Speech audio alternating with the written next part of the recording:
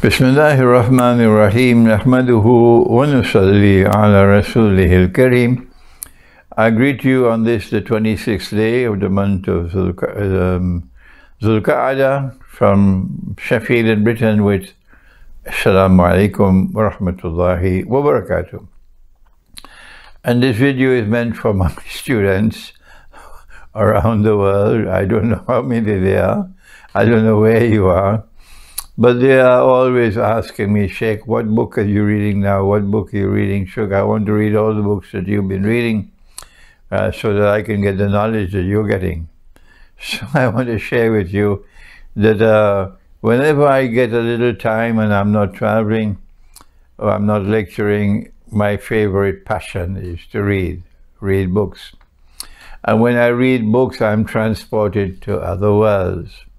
Let me share with you some of the books that I've been reading, and all of these books are now going to go to my son Mujahid, so he will read them.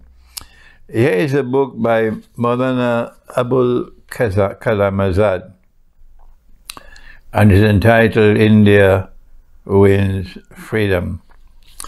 This book was first published as an abridged version. There were some portions of the book that he did not want to be made public for 20 years after he died.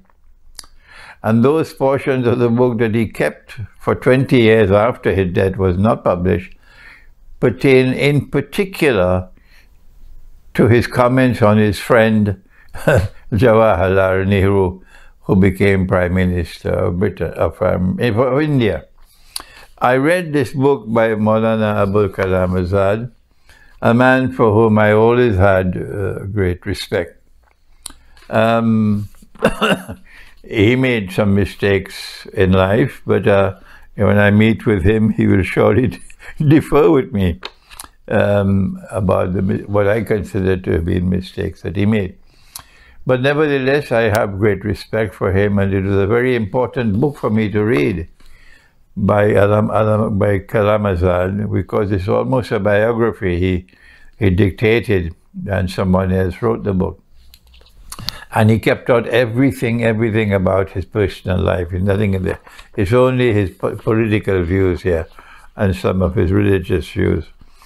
And he did make some very telling comments about Jawaharlal Nehru, which made me realize. It made me realize what I did not know before, that if in 1946 to 1947, the All India National Congress, the Indian National Congress, was led by Gandhi or by Maulana Abul Kalam Azad, partition probably would not have taken place. The British had come forward with a plan that made sense. And the Muslim League and Muhammad Ali Jinnah had accepted that plan. And Gandhi or Azad would have accepted that plan. It was because Nehru was a secular nationalist, and that secular nationalism clouded his capacity to think properly, because there is no absolute truth in secular nationalism. They follow whatever truth they perceive to be truth. But truth is from Allah. Truth is eternal. Truth is absolute. And both Gandhi and Kalam Azad were people who were religious in much. Nehru was not a man of religion. And that is why the 1 million lives were lost, because of that one, sorry to use this term, that one vain man called Jawaharlal Nehru. This is an important book to read, and I've just read it, and I'm grateful and thankful for having read it. Then there is a book on Nehru himself, written by an American scholar, a biography of Nehru by Stanley Wolpott. It's a huge book, and it took me some time to read this book.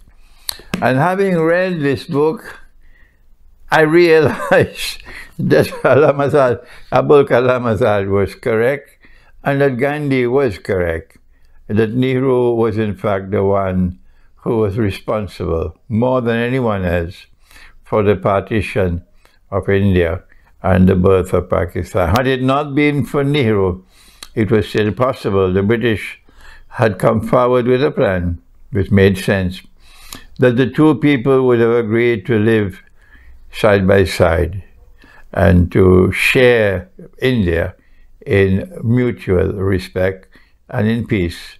So this is an important book that I read, and my son Mujahid must now read this book, A Biography of Nehru by Stanley Wolpott. He also wrote a biography of Muhammad Ali Jinnah that I also want to read. I have to order it. This is a book by Yasmin Khan, The Great Partition, The Making of India and Pakistan, which I have not read as yet, but I'm looking forward to reading it. I think Yasmin is here in Britain somewhere, so maybe after I've read the book, I'll try to meet with her. And here is a book by Nehru himself that he wrote when he was in prison, The Discovery of India. Not because he was a secular nationalist does that mean that I condemn him. There's much to be learned from him and much of benefit in studying the life and the works of Jawaharlal Nehru. My negative comments pertain to the disaster that took place when partition took place and 1 million innocent lives were lost, and that could have been avoided. So I'm looking forward to reading Jawaharlal Nehru's book, The Discovery of India. I've not read it as yet. Here are some other books. One of my students wrote to me and urged me to study the subject of the Caesarean, I don't know how you pronounce it, Muslims from the Caucasus Mountains. And their leader was Imam Shamil. And I then ordered two books. One was by Leo Tolstoy, the very famous, one of the most famous of all Russian authors. And he wrote this small novel, this book called Haji Murad, who was a deputy to Imam Shamil. And it was a very important book for me to read, to learn the history of the relations between Russia and Dagestan, the struggle of the Dagestani people for freedom and for an independent state, and the leadership of Imam Shamil and Haji Murad. I am very, very happy to have read this book by Leo Tolstoy. It's the first book I read by Leo Tolstoy. I hope I can read some other books as well.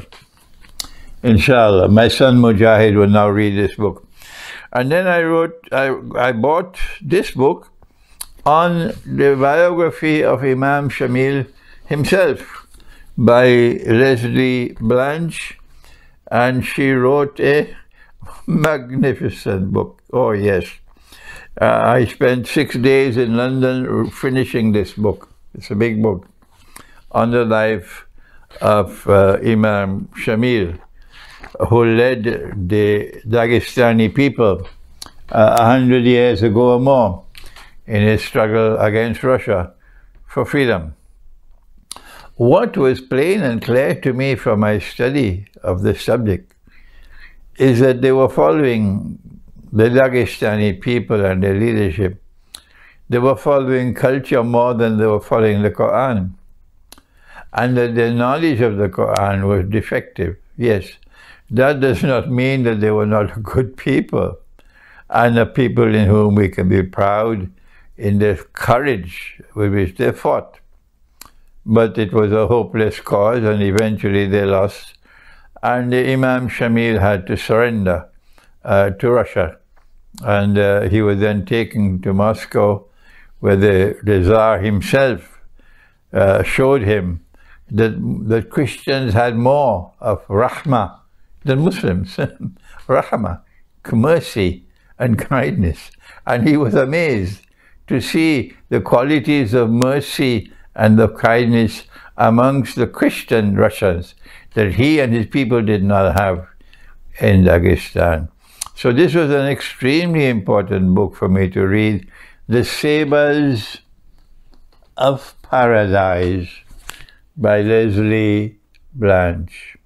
I would like to read some other books of hers.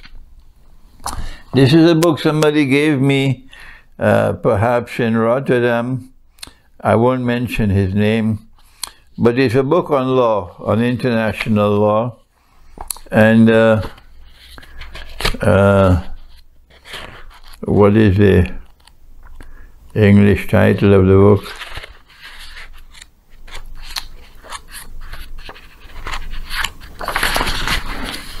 The Dayton Peace Agreement, short-term redemption or long-term tragedy, a study concerning the invalidity of an international treaty. I have been reading of this book. I have not completed it as yet. The author himself gave it to me while I was traveling. He, of course, is insistent that there was a genocide in Srebrenica. And I have said I don't consider it to be a genocide. I consider it to be a massacre, but not a genocide, because every single Serbian Christian I have met have denounced what happened in Srebrenica. So that cannot be a genocide. This is a book when I was in The Hague. A Moroccan student of mine invited me to come and have dinner at his home. He was Moroccan, his wife was Moroccan, and he urged me to read this book on sex and culture. And it's a huge book, and it is written by Unwin, J.D. Unwin, University of Oxford and University of Cambridge, Sex and Culture. I have not read it as yet. And finally, I just discovered this book on my own teacher, by Dr. Omer Mahmoud Siddiqui. Omer was a young man when I was the principal of the Alima Institute of Islamic Studies between 1986 and 88. And we decided that we'd have to institute a preparatory class, 1 year study, before we can decide whether you can be admitted to the institute. So I taught Omer while he was in the preparatory class as a very young man. And now, mashallah, he's a PhD, and he's a lecturer in a university, and a graduate from the Alima Institute. And he has put together in this book the writings of several people who have written on Maulana Fadlur Rahman Ansari, including some of my own writings that I had forgotten about. And I'm just reading now what I wrote so many years ago and I had forgotten about it, and what others have written. The title is Dr. Fadlur Rahman Ansari, the Ghazali of his age.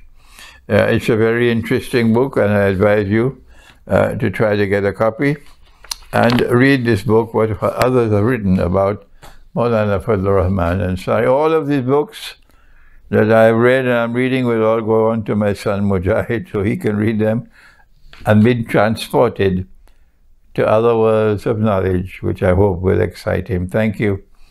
Wassalamu alaikum wa rahmatullahi wa barakatuh. إلهي لست للفردوس أعلى ولا أقوى على نار الجحيم الله فهب لي التوبة واغفر ذنوبي فإنك غافر الذنب العظيم إلهي لست للفردوس أعلى ولا أقوى على نار الجحيم الله فهب لي توبة